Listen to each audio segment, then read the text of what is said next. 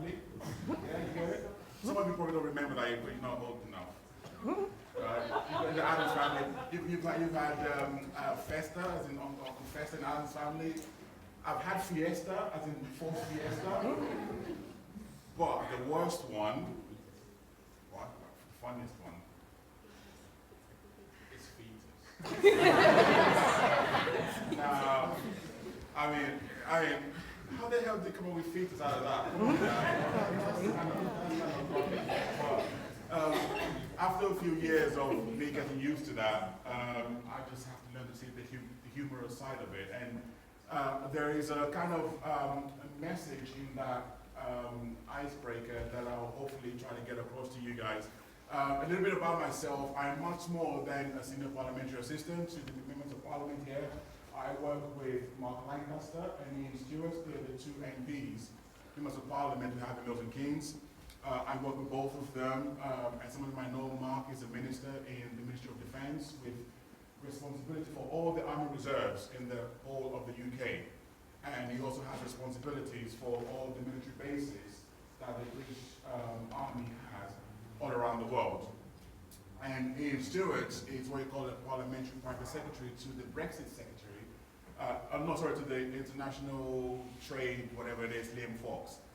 All right, so they have some pretty huge jobs on their hands.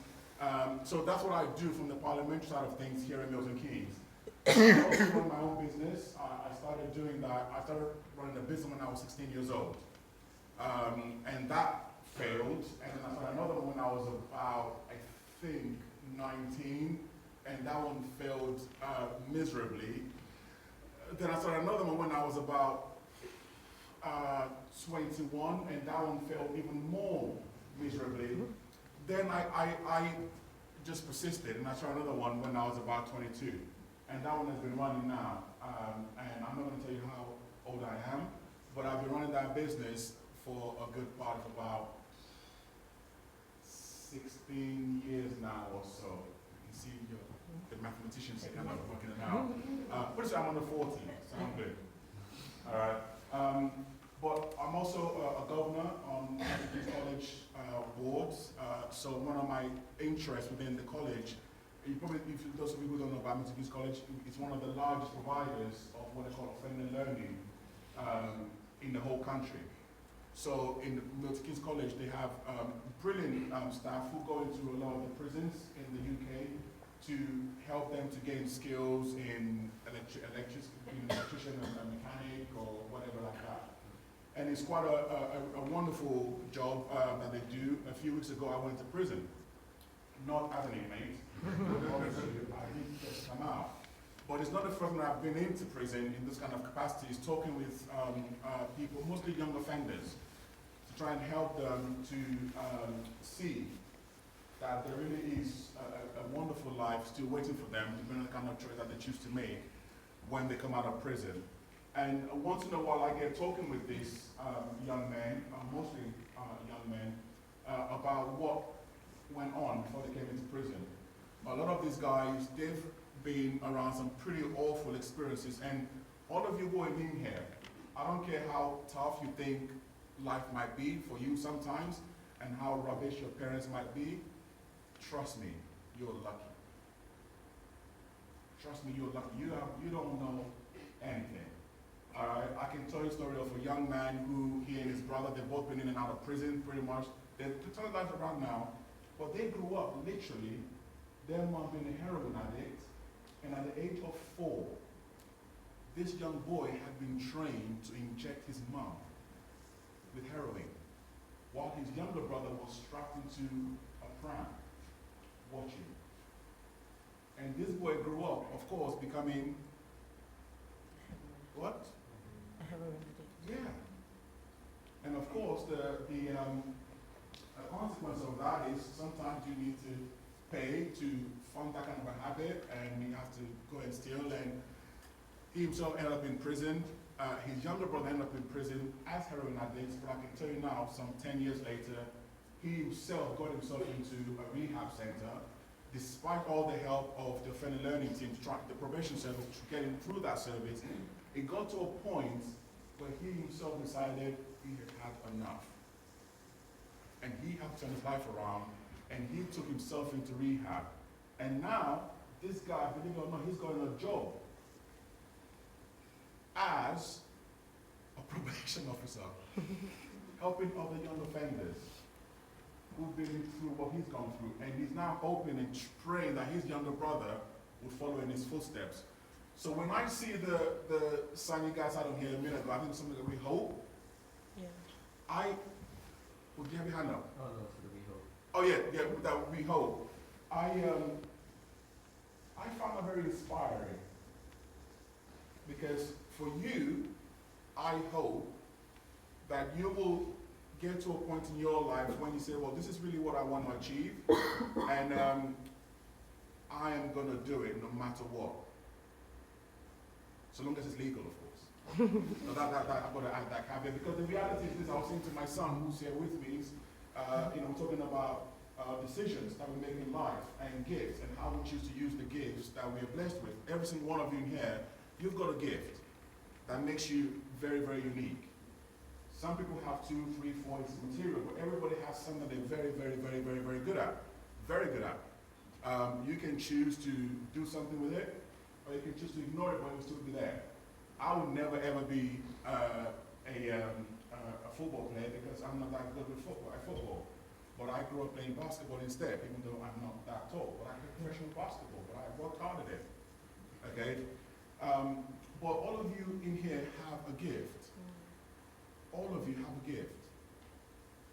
But your gift, if you imagine it to be a coin, you can choose to do something positive with that gift, or you can choose to do something negative with that gift. It's the flip side of the same coin. A lot of these guys that I've met in prison, they are extreme. Some of them are very, very sharp. I'll give you a good example. Last week I went to a prison somewhere in the Midlands, and I was just talking with them about setting up a business, what it takes to try and be successful in what you do, and the kind of challenges. And being the way that I am, I have to be very, very blunt with these guys and tell them that I'm sorry, because of your criminal record, you're going to have some serious obstacles in your way. It doesn't have to stop you, but the more you're aware of the challenges that are ahead of you, the better you prepare for them, and the more likely you are to overcome them. And it was a very, very good discussion. Good bunch of lads, about 10 or 12 of them in the room, and one of them totally threw me off guard by asking a question. I've got 10 pounds in my car. If any of you can guess the question this guy asked me, I will give you that 10 quid. I'm going to give you 3 chances. First person to try. The question this guy asked me. And just try. I won't laugh at you if you get it wrong. Go on. What was that? Can I have a job? No. 2 more. It's not often in life you get 3 chances, right? You get 2 more chances, or maybe you have 3 more chances. From this side. Anyone want to guess? You asked me if you had a criminal record. No, he didn't ask me if I had a criminal record, but it would have been a smart question to ask though, but he didn't ask me that. I'll give you 2 more chances, making it 4. Because I'm being so generous today. Did he ask you if you wanted to buy any drugs? Was that a question, was that an answer? That was a question. No, I'm sorry? That's my answer. I'm just kidding, I'm just teasing you. Did he ask me if I what? Wanted to buy any drugs? No, he didn't. He didn't. He didn't have time. 1 more, bonus effort. Let's get it from a parent. Come on, parents. Show them why you're a parent. You know more than that. Go on. How did you about a criminal record? Sorry? About a criminal record. I didn't know about it. No, it wasn't. The guy asked me about offshore tax havens. Yeah, you're like, what? Yeah. Basically, was trying to find out, if I register a company and I want to run a business, how can I do something that's a legally okay thing, but morally dodgy? Tax havens pretty much means that you can register your business in a different country where you can avoid paying certain taxes over here in the UK. And I said to him, you know what? First of all, I'm shocked you're asking that question, but there's nothing illegal about it. But honestly, you've got to be making mega bucks for that to be worth your while. But that kind of shows the kind of intelligence that some of these guys have. Okay? But he's in prison. Of course, I never asked them what they did, because you wouldn't do that. Some of them will kind of volunteer, and some have been in for serious stuff like, rape, right? Or, shooting people, right? I'm talking, in some cases, 14-year-olds. But anyway, that's besides the point. What I'm trying to say to you is this: everyone has got a gift. It's up to you how you choose to use your gift. You can either choose your gift, you can either choose to use your gift to do something positive, or you can use exactly that same gift to do something destructive. It's exactly the same gift used in different ways. Either way, it's a choice. I was very fortunate that I had wonderful parents who really sat me down long times, and I ignored them most of the time, but luckily I made it through. I grew up in a council estate in East London, where I had lots of my friends who went to prison. Some had kids before they became an adult themselves. But I was very fortunate. I got myself through university, even though I failed my A-levels woefully. But I made it through. I was very, very lucky. But in the 15, 16 years that I've been running a business now, I've had to learn some very, very important principles, and I'd like to give you just 3 of those before I kind of just shut up. And if you have anyone asking questions, I'm happy to answer your questions as well. Number 1, it pays to be nice. It pays to be nice. I've probably employed in my time, I'll guess probably about 200 people. At the moment I've got about 50 people working in my business. So I've probably employed probably more than 200 people. All right. And I can tell you, employing people is very different to working with computers. Computers don't have holidays, usually. Computers will never phone in sick. Computers will never have parents that have died 2 times. A computer will not have a migraine. I'm sure there might be some kind of an equivalent to that. But in all of those cases, I could have really lashed out at my staff as a boss and said, I'm the boss, I paid to do this, do what you're paid for. And there are many people looking for a job. So no one is indispensable. That's my principle in my business. Either my managers in my team, they're not indispensable. No one is bigger than the business. Our focus is to deliver for our clients, end of story, no questions asked. But everyone is a human being, right? And you never just know when you might have to pick up the phone and call these same people 5 years later. So I'm in a tough place. Even though you're not working for us anymore, do you know anyone who can help us out? Because you did a great job. And often they'll say, Festus, you were so good to me when my wife had a difficult labor and everything. You let me take all this time off. I've got a couple of people that I can recommend to you. And that is it. I can tell you so many times that has happened to me, even though I could have really lost my rag with these people when they're working with me, but just because you were nice, people will always remember how you made them feel. So number 1, be nice. Number 2, get used to rejection. All right? And I don't mean being rejected by a boyfriend or a girlfriend and stuff, even that kind of hurt too. I've been there, done that. I know. But I'm just talking about generally in life. You're going to get things that you really, really want. That maybe you might apply for 10 jobs or 100 jobs and you keep getting knocked back over and over and over and over again. That's cool. It's okay. But if you really know what you want, and more importantly, this is going to go into my 3rd point, and why you want it, it doesn't matter how many times you get rejected, right? Does it? No. Why is that? Because you want to follow your trends. Why does it matter, sorry? Because you want to follow your trends. Absolutely. Absolutely.